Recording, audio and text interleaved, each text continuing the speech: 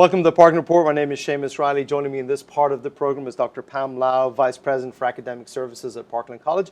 Welcome to the Parkland Report. Thank you. Tell me a little bit about how long have you been at Parkland College and what did you start doing when you first came here? I first came to Parkland College in 1995. I came in as a part-time faculty member teaching developmental reading. And so it's been more than 20 years. So gaining a lot of experience as a teacher in the classroom and spending a lot of time at Parkland and now in this role. Talk a little bit about some of the big changes that you've observed as you've gone through your career here. Well, we've changed in many different ways. I think there's a lot more attention that we give to how faculty teach in the classroom. You know, teaching and learning is always important. And I think right at the beginning, it was a sense of you are the expert and you come in with whatever you know. And when you have a classroom, that's where you teach and you deliver your content. But I think we are much more conscious of learning. There's also a way to deliver the information. There are different ways of learning.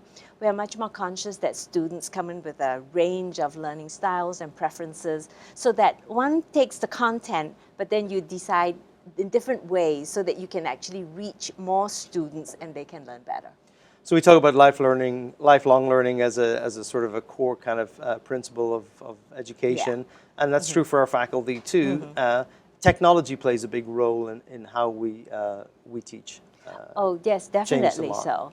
So for example, this past year, we realized that many of our students bring laptops into the classrooms. So we actually experimented in some classrooms rather than placing our fixed laptop, computer monitors there, that students actually bring in their laptops, and faculty are finding that there are different ways to teach now that you have a portable device in different parts of the room, and that there are so many different kinds of things that can come because a student has a connectable device that they all bring in. And so learning is now taking place in different ways because we've used that technology in the classroom. One of the things that we talked about over the years was sort of bridging that digital divide that students have. We provide access to computers for students now in the bookstore, so students actually can come to Parkland and purchase a thing. How has that sort of, having internet access in the classroom and a computer room, but that mobility of a student with a laptop sort of allows a little bit different dynamic in terms of the structure of the seating arrangement even in the classroom. Yes, right. So we have now what we call innovative learning labs, where you're not seated in the traditional classroom. Everybody has a fixed seat and everybody looks front towards the faculty member. Because we have these portable devices, now students can sit in smaller tables and they group themselves so that there are natural discussion points. Students can show what they have designed on a computer so other people can look at it. So immediately there is interaction and a different form of engagement with learning. So it is exciting.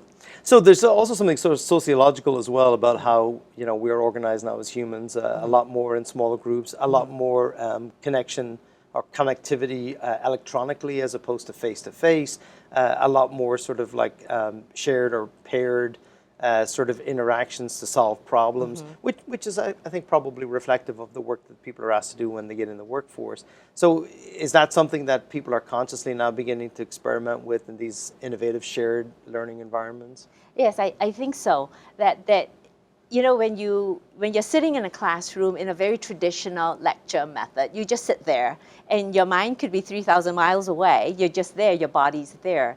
But when you're actually in a classroom where there is interaction and you really need to focus on what's there, because then the person next to you is going to ask a question and you have to demonstrate what you're doing. You become very much more engaged in the learning process, and so that it's not a one-way thing. And it's not only a two-way thing between the teacher and the student, but now students in that more collaborative learning environment actually learn from one another. And so when you think in terms of, everyone brings a whole lot of prior learning experience because of the different life journeys that they have, so that the teaching and the learning thing is so much more enriched because everybody now contributes to that conversation of what's going on in the classroom. Community colleges always have had a reputation of sort of like creating this experiential learning environment or a sort of simulation of what the real world is like. And both in terms of the activities that standard academic classrooms sort of offered, but also a lot of co-curricular pieces. We have a lot of different sort of things at Parkland, like, for example, the Parkland Motorsports program, learning lab environments like our radio station or TV station here. Talk a little bit about how you see faculty beginning to sort of engage and branch out into areas like that to enhance the student experience. Yeah. I think faculty are very, very conscious that learning, it's not very relevant if it's just learning in the classroom but doesn't touch the world as it takes place outside of the classroom. And that's the challenge we have, that moving away from that ivory tower that we have in an academic institution and making sure that our students' learning is relevant. So we have things like students participating in the Garden Hills Homework Club, where our students will go out once or twice a week to a nearby elementary school and help students. These are elementary school students, 3rd, 4th, 5th grade, who might have some need in improving their reading.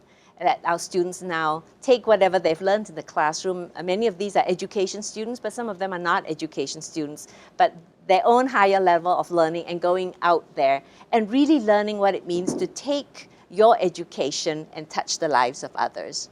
Or like in our radio broadcasting program, that they're actually there not only to learn the theory of it, but actually to produce programs, to record, and thereby seeing how what they learn in the classroom is directly applicable to what's out there.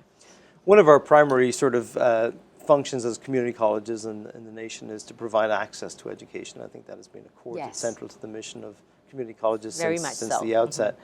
But recently there's been a lot more attention paid on the success and sort of measuring the outcomes of how students are doing. I mean, I think Parkland is like typical of most community colleges. We struggle, right? I mean, to achieve sort of the 90% graduation rate. Yes. Talk a little bit about how complex a situation it is to accurately reflect what work goes on here in terms of our student success. Yes.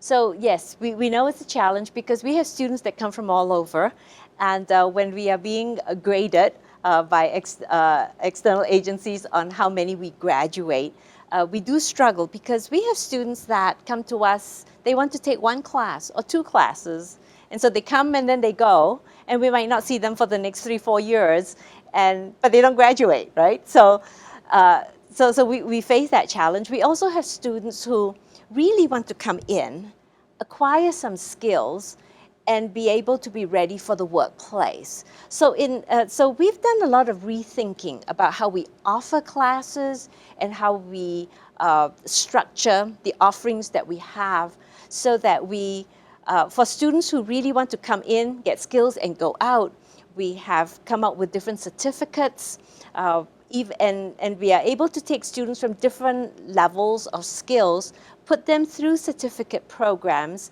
and give them a lot of support so that the reading and the writing and the math that they do is relevant to the skills that they're trying to learn, so that when they finish sort of one set, and we call it a certificate, they can choose whether they want to go out to the workplace or they can go on to get another one. So these are kind of the things we are trying to do so that we can provide students with whatever academic aspirations they have, but also the very practical thing that when I'm coming to school, I need to be able to find a job that pays for my living. So, you know, one of the things Parkland prides itself on is its very high academic standards. We have a very, very high success rate for students who wish to transfer to 4-year institutions. We have a fantastic record of that. But we've also been innovative, I think, in terms of working with students at the developmental level or the pre-college level. And that environment is you've been a part of for a long time. Yes. It's changing rapidly. I think at this point it seems to be really undergoing a significant philosophical transformation. I think so, yes.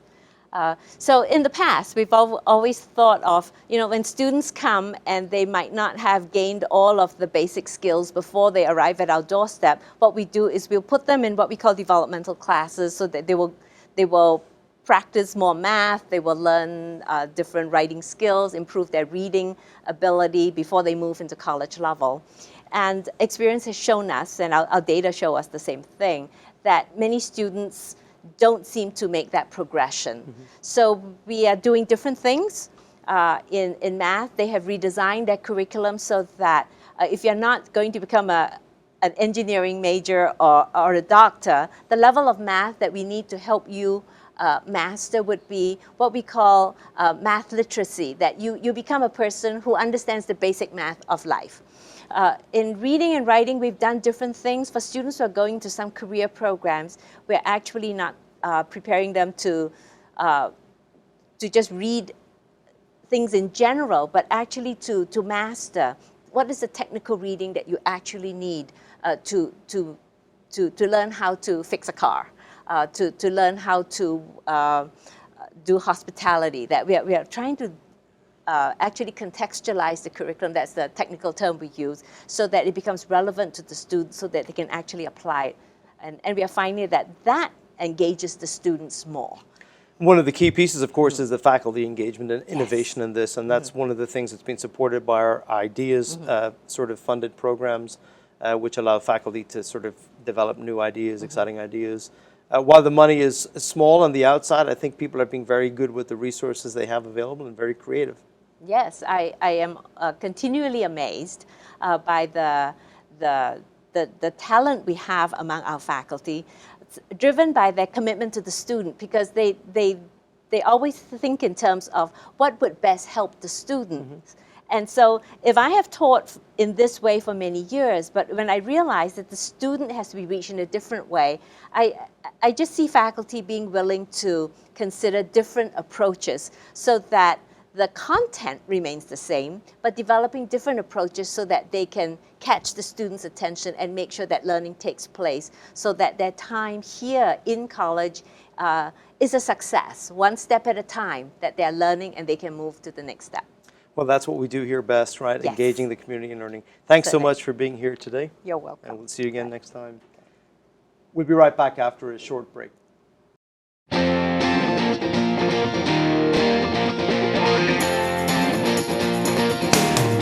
Catch live, play-by-play coverage of Parkland sports. Live the action live.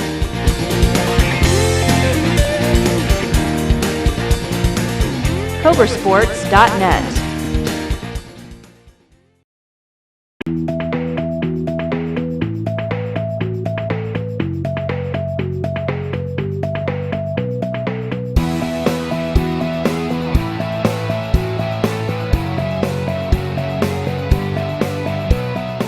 Love the idea of organization. I love Excel. Spreadsheets keep me on track. And so this seemed like the perfect opportunity to use those skills and learn even more about it. I like how Parkland is small. You know, you could get a lot of one-on-one help, and it's a lot of resources here. We have the CTC lab. It's for students who need to be computer ready to take any level of college courses. We offer everything from keyboarding classes to application courses like Word, Excel, PowerPoint, Access. We offer a Google class, we offer Outlook, a beginning computer literacy course, and we offer a computer basics course. I think all of my classes really apply to my daily work. The Microsoft classes especially, I use Word and Access every single day. So those are really, really important skills to learn here at Parkland. All of the Microsoft Office classes, Word, Excel, Publisher, because you learn things that you never thought those programs could do, and so you can do even more with it. The teachers are great. They work with you a lot more than bigger universities where you have classes of like 400 people. They actually take time to meet with you one-on-one and really help you through things.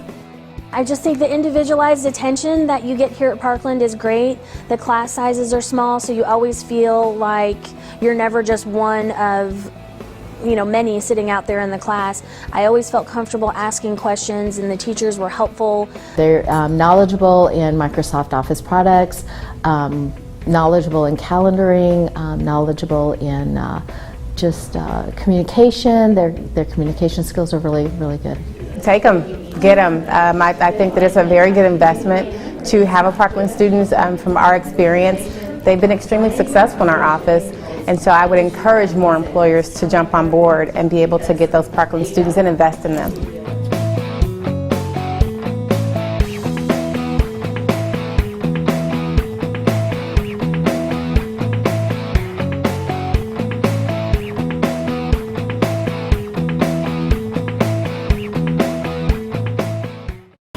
Developmental Services Center is looking for direct support professionals to support people with disabilities to enjoy a life full of opportunities and greater independence.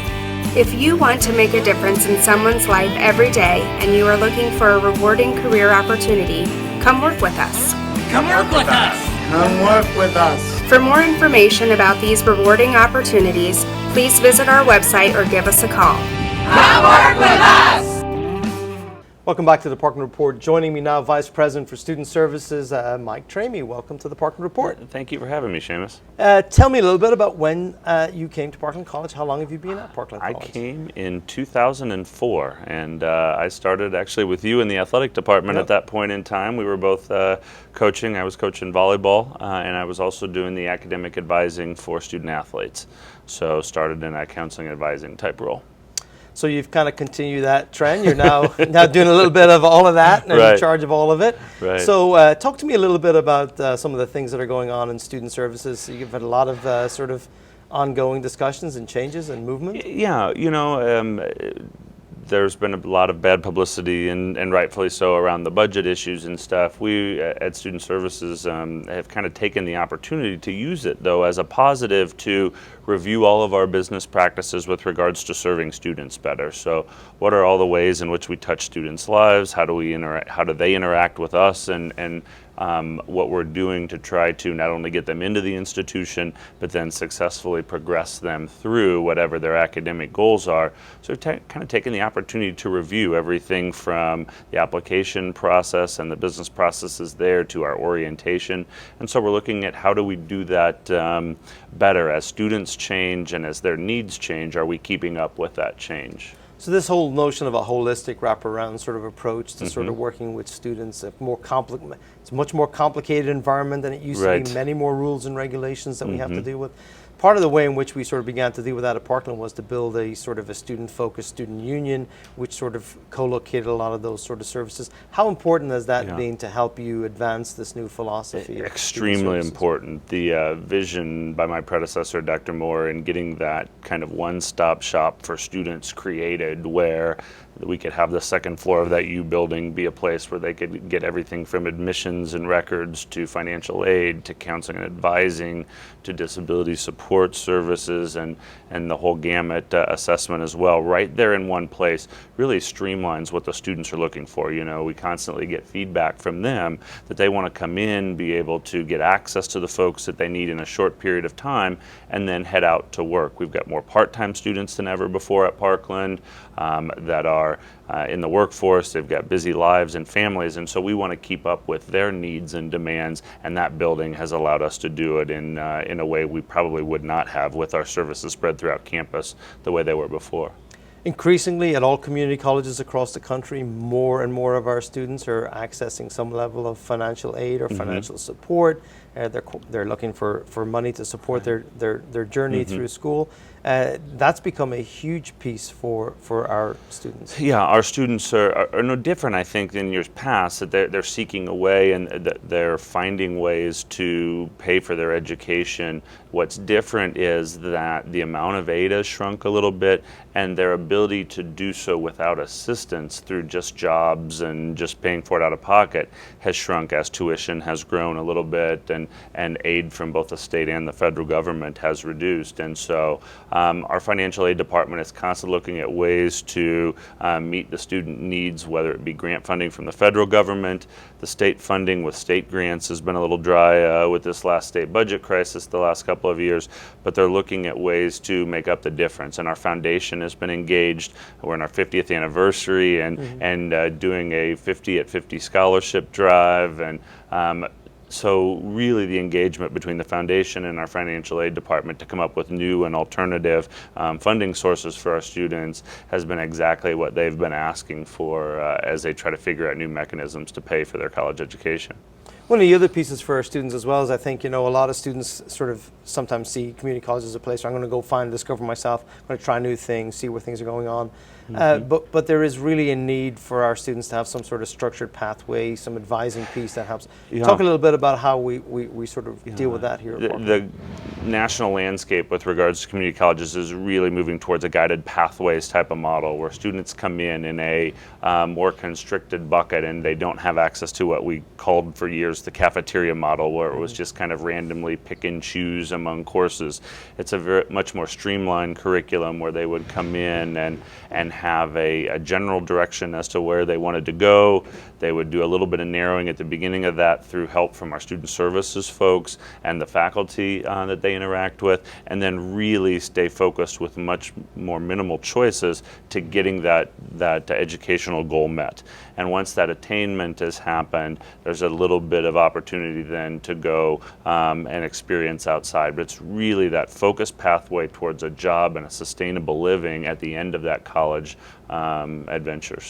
And part of that is sort of like fiscal responsibility as well. We want to educate our students about what's going to cost and what the risk is and what the best place to go after that meets their needs. Yeah, and this notion of students coming out with a huge debt load because they swirled around an institution for a while and then not being able to find a job that allows them to pay for that student debt or have that kind of life that they're looking for and supporting their families and doing those kinds of pieces. We're really doing a lot more to educate them about being very focused, making good choices with their class selection, not dropping or withdrawing from a lot of classes that they've already paid for, those kinds of things to really minimize that impact on their life after they leave Parkland.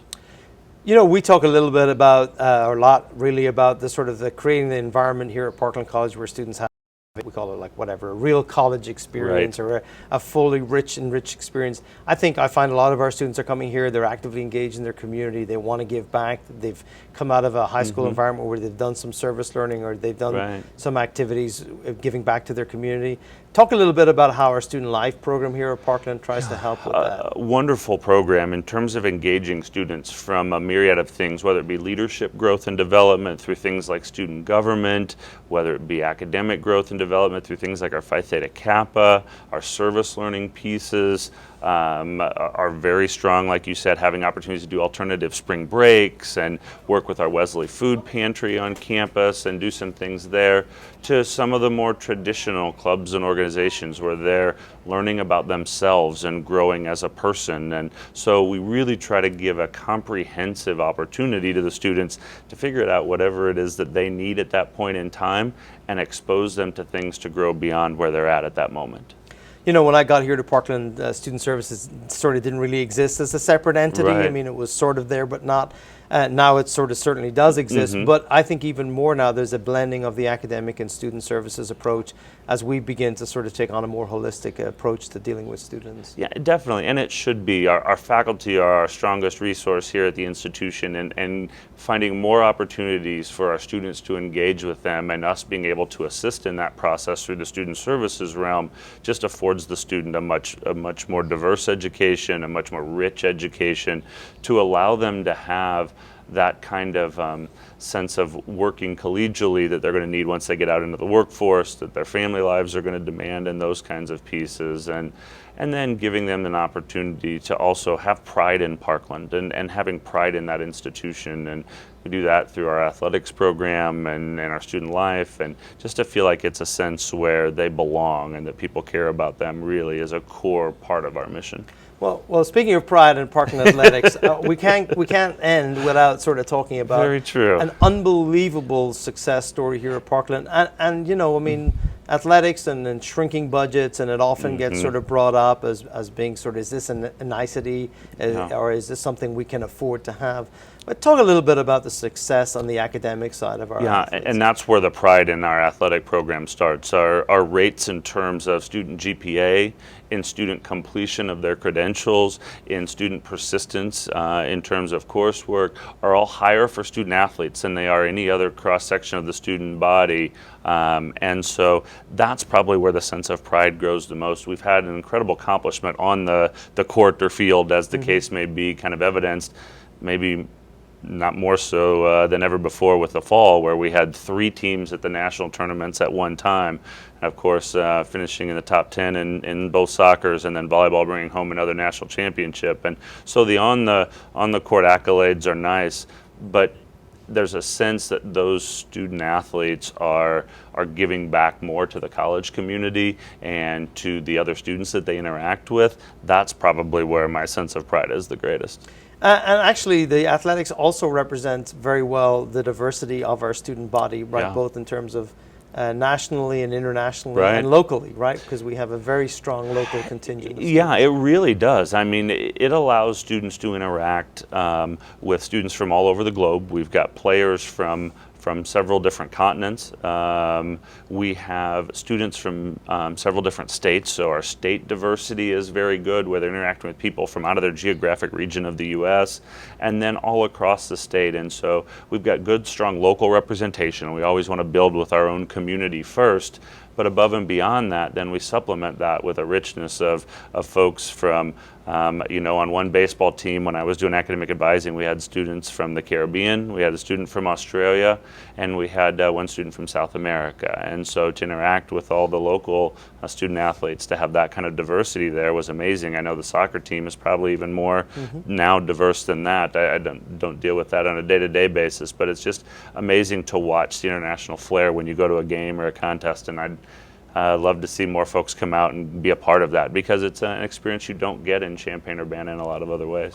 And while our students go on and they do transfer and graduate successfully, and some of them have even gone on to take on, especially on the baseball side, professional careers, but invariably they come back into our community as coaches, as mentors, as educators, and it's part of I think the untold story that we don't hear a lot about. Yeah, I think you and I probably gain a sense of satisfaction and pride in that, probably more than anything. As a former coach, to know that your students are coming back and taking up that profession and giving back in the same way is something where you feel like your impact is kind of mushroomed over the course of time, and that's a wonderful feeling. And quite often we hear over and over again from those student athletes that their experience at Parkland was better than any other educational experience they had, whether they went on to the Big Ten and major colleges or smaller ones. They always come back and tell us that their experience here, because of their connection with faculty and the academic integration that we have and the care that we had for them as people, was second to none. Well, thanks so much for all that you do. We look forward to continued student success here at Parkland College. Thank you. Appreciate that. That's it for this edition of Parkland Report. We'll see you back here next time.